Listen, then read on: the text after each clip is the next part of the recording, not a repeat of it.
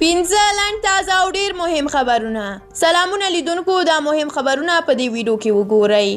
د پاکستان د پخواني لومړي وزیر نواز شریف لور مریم نواز د پاکستان پولیسو لخوا د پښتون ژغورنې غورځنګ د مخکښ او د پاکستان د پارلمان د غړي وزیر د نیول کېدو په اړه غبرګون ښودلی او ویلي دي چې د نوموړي نیول کېدل د پاکستان حکومت ته د خطر زنګ دی او دا حکومت به سره وویشل شي.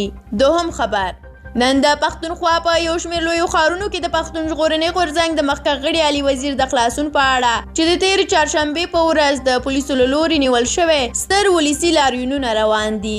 د پښتون ژغورنې غورځنګ مشر منظور پښتون تېره ورځ د وزیر د خلاصون په اړه د نړیوالو لاریونونو خبر ورکړی و. دریم خبر: د پښتون ژغورنې غورځنګ او پاکستان پارلمان غړی علي وزیر د حکومت ضد فعالیت باندې تورن شو. علي وزیر پرون یوې محکمې ته د حاضرېدو وروسته د دولت پر ضد د فعالیت د تورونو په وړاندې خپله دفاع وکړه او بلخوا بیا تازه د پښتون ژغورنې غورځنګ مخکښ غړي علي وزیر د خوشي کېدو په اړه کابل ښار کې هم د مدني ټولنو، ځوانانو او ګڼ شمېر کابل میشتو له لوري لاریون پیل شوی دی. لاریون کوونکي د یاد غورځنګ د مخکښ غړي علي وزیر چې تېره چهارشنبه د پاکستان د حکومت له لوري نیول شوی دی د خوشي کېدو غوښتنه کوي. او څلورم خبر همدا چې ملګرو ملتونو کې د افغان ځوانانو استازي ښکلا زدران وایي چې د افغانستان سولې پروسه کې باید ځوانانو ته پراخه ونډه ورکړل شي او زیاتوي چې دا مهال د سولې پروسه کې ځوانان څنډې ته پاتې شوي دي.